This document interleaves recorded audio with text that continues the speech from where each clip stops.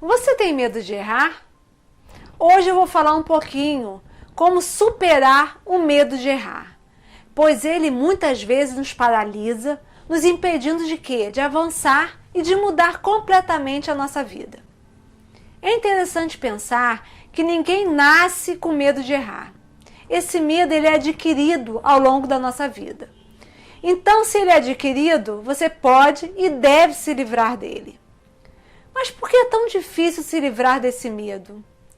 O medo é um dos grandes sintomas da ansiedade e eles andam juntinhos de mãos dadas.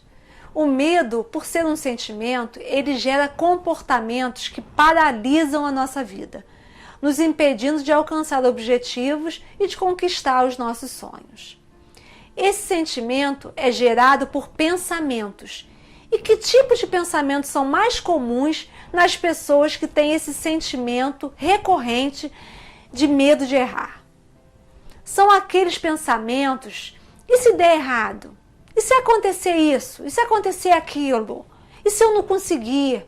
E se eu falhar? O que as pessoas vão pensar de mim?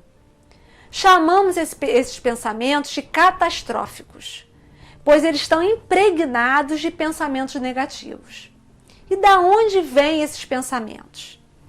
Interessante pensar que durante a nossa infância aprendemos através da família, da escola, que errar é algo muito ruim, inadmissível. E que o errar gera dor, gera punição. Aí a gente começa a ter essa crença de que errar é um grande problema, gerando em nós esse medo exagerado de errar. E quando chegamos na fase adulta, nos vemos em algumas situações em que, se alguém aponta um erro nosso ou diz houve um problema, a nossa programação mental vem à tona através de uma crise de ansiedade ou até mesmo uma crise de pânico. Isso muitas vezes acontece, porque a palavra errado, erro, problema está ligado ao quê? À punição, a sofrimento. Se a gente pensasse no erro como uma oportunidade de crescimento e de aprender algo a partir disso, muitas coisas mudariam e mudaria muito o nosso sofrimento. Por isso precisamos reprogramar a nossa mente, através de novas crenças para nós mesmos. Como é que a gente pode fazer isso? Um exemplo a partir de agora: quando alguém falar para você que deu um problema, que aconteceu algo errado, que você possa enxergar nisso uma oportunidade de crescimento. E não como algo ruim, punitivo, fazendo algo diferente a partir dessa situação. Por isso eu quero desafiar você a reeditar esse padrão mental no seu dia a dia, principalmente quando alguma coisa der errado ou quando você errar.